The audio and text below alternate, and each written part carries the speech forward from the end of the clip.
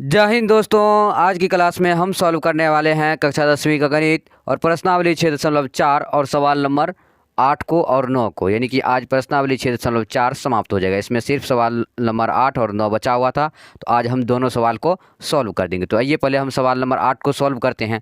तो देखिए पहले लिखा हुआ है 8 नंबर से पहले, कह रहा है सही उत्तर चुनिए और अपने उत्तर का औचित्य दीजिए। तो 8 नंबर सवाल है, इसमें क्या कह रहा है कि ABC और BDE दो समबाहु त्रिभुज इस प्रकार हैं कि डी भुजा BC का मध्य बिंदु है।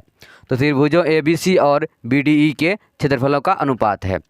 ऑप्शन ए में है 2:1, ऑप्शन बी में है 1:2 और ऑप्शन सी में है 4:1। उसके बाद ऑप्शन डी में है 1:4। इन चारों में से एक आंसर होगा।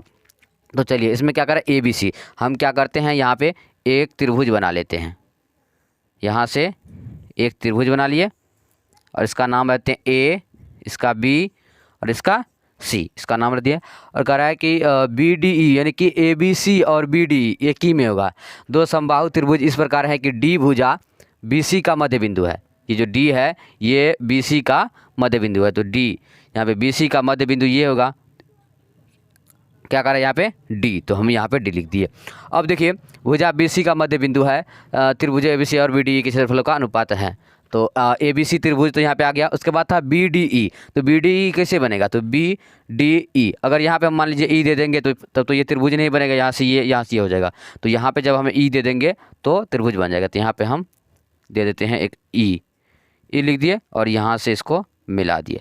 अब देखिए यहाँ पे दो त्रिभुज बन जाता है, एक त्रिभुज ABC और एक त्रिभुज BDE। ये दो त्रिभुज बन गया और ये दोनों क्या है, तो समबाहु त्रिभुज है। यहाँ पे है ना ABC और BDE दो समबाहु त्रिभुज है। तो चलिए अब हम क्या करते हैं, सवाल को सॉल्व कर लेते हैं। तो सबसे पहले हम क्या लिखेंगे, यहाँ पे सबसे पहले लिखेंगे हल और जो दिया गया है वो लिख लेते हैं। तो लिखेंगे दिया है, तो क्या दिया गया है कि ABC तथा BDE दोनों क्या है, तो समबाहु त्रिभुज है। लिखेंगे दोनों समबाहु त्रिभुज है, दोनों समबाहु त्रिभुज है तथा B और C का मध्य बिंदु क्या है, D है। तो लिखेंगे है तथा BC का मध्य बिंदु क्या है, तो D है। तो लिख देंगे D है। ये हमें दिया गया है तो हम यहाँ पे इसको लिख दिए। अब चलिए जो यहाँ तक तो दिया गया था, अब इससे क्या करते हैं, ABC तथा BDE दोनों समबाहु त्रिभुज है तथा BC का मध्य बिंदु D है। मतलब ABC और BD दोनों क्या है, समबाहु है। और ये बात आपको ध्यान में होगा कि जब ABC और BDE ये जब भी दो समबाहु त्रिभुज होता है, कोई भी समबाहु त्रिभुज होता है तो उसका जो सभी कोण क्या होता है, बराबर होता है। जैसे कि ये बराबर नहीं, या बोल सकते हैं 60 डिग्री का होता है। ये 60 का होता है सभी समबाहु त्रिभुज का कोण। तो यानी कि इसका भी तीनों कोण बराबर होगा, इसका भी तीनों कोण बराबर होगा। तो हम क्या लिख सकते हैं यहाँ पे कि लिखेंगे कोण कोण कोण समरूपता।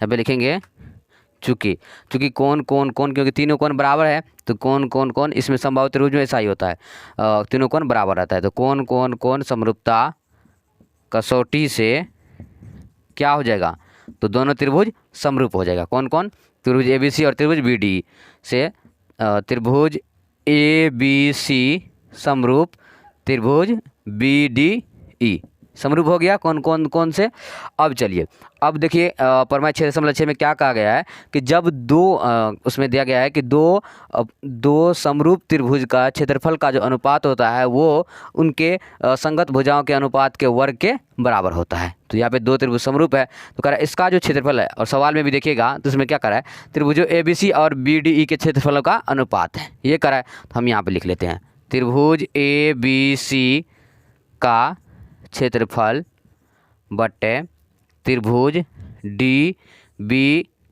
त्रिभुज BDE या फिर DBE भी बोल सकते हैं। तो हम यहाँ पे यही लिख देते हैं त्रिभुज BDE का क्षेत्रफल। तो दो समरूप त्रिभुज का जो क्षेत्रफल का अनुपात होता है वो उसके भुजा के वर्ग के बराबर होता है। इसमें देखिए इसका भुजा हम क्या ले लेते हैं, ये B और C ले लेते हैं। इसमें से तीनों भुजा में से कोई भी भुजा ले सकते हैं, तो BC ले लेते हैं। तो लिखेंगे BC उसके बाद बटे ये ले लेते हैं बी डी।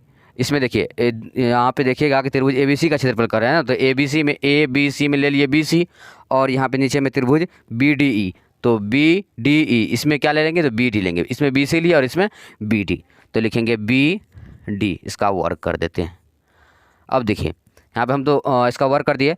अब यहाँ पे जो बी सी का वर्ग है और बी डी का वर्ग है, तो इसमें एक चीज़ यहाँ पे ध्यान से देखिए क्या दिया गया है, ये बी डी, तो बी डी जो है वो किसका आधा होगा, तो बी सी का आधा होगा, तो हम यहाँ पे लिखेंगे 1/2 बी सी, लिख दिए।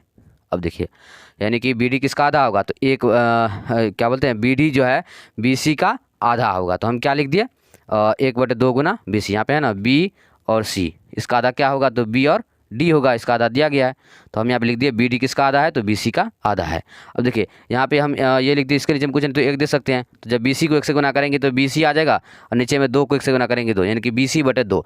बी डी की जगह पे हम क्या लिखेंगे, बी सी बटे 2। यहाँ पे देखिए ऊपर में बी सी है तो बी सी लिख दिए, नीचे में बी डी की जगह पे लिखेंगे बी सी बटे 2, तो लिखेंगे बी सी बटे में 2, इसका वर्ग कर देते हैं। अब देखिए अब जो है ये बी सी है, तो लिख देते हैं बी सी। ये देखिए ये जो भागा में यानी बटे में है ना, ये हुआ इसका मेन बटे ये, तो बी सी बटे 2, यानी कि ये भागा में इस साइड भेज देंगे गुना में, और भागा जब गुना में जाता है तो संख्या जो ऊपर आता है वो नीचे आ जाता है, जो नीचे रहता है वो ऊपर चले जाता है।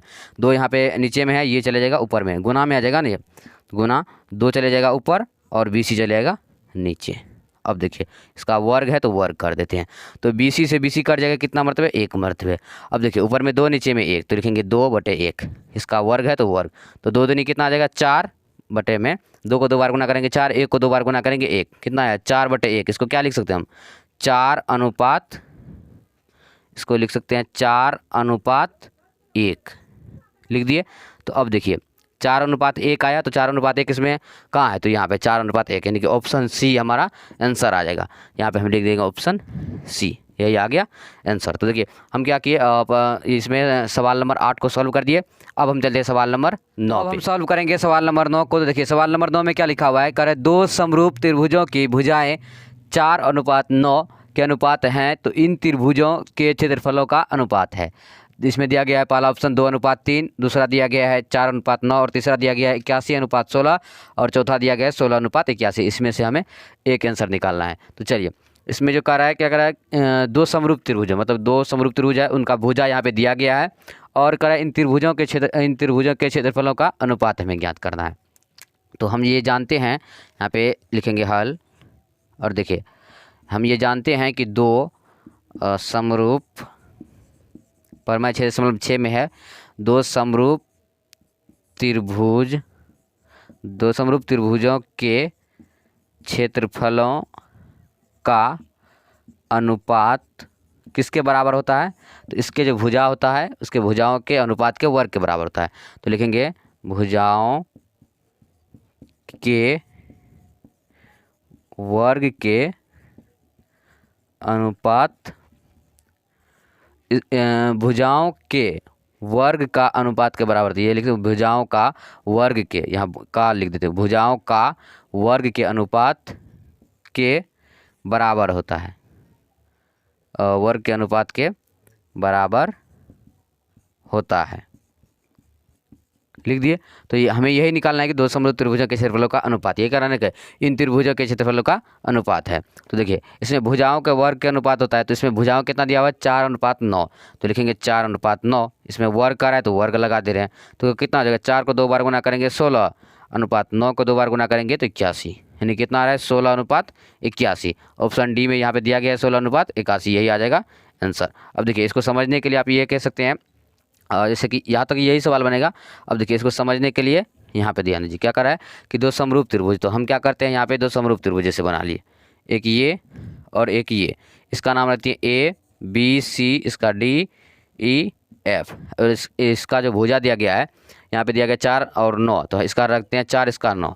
अब देखिए 2 समरूप त्रिभुज का क्षेत्रफल का अनुपात होता है, यानी कि त्रिभुज ए बी सी, ये दोनों समरूप है, त्रिभुज ए बी सी का क्षेत्रफल बटे त्रिभुज डी ई एफ का क्षेत्रफल बराबर क्या हो जाएगा, तो इसका जो भुजा है उसका अनुपात का वर्ग हो जाएगा। मतलब क्या कहता है, त्रिभुज दो समरूप त्रिभुज का क्षेत्रफल का अनुपात उसके भुजाओं के वर्ग के अनुपात के बराबर होता है।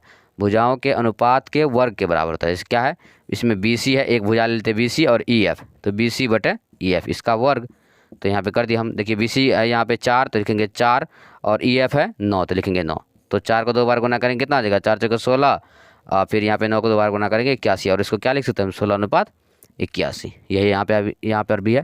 देखिए ये सिर्फ समझने के लिए है, और यहाँ से ये सिर्फ समझने के लिए, और ये सॉल्व किया हुआ है। तो हम क्या किए, सवाल नंबर 9 को सॉल्व कर दिए। यानी कि आज प्रश्नावली 6.4 का सवाल नंबर 8 और सवाल नंबर 9 को सॉल्व कर दिए। और आज इसी के साथ साथ प्रश्नावली 6.4 भी समाप्त हो चुका है।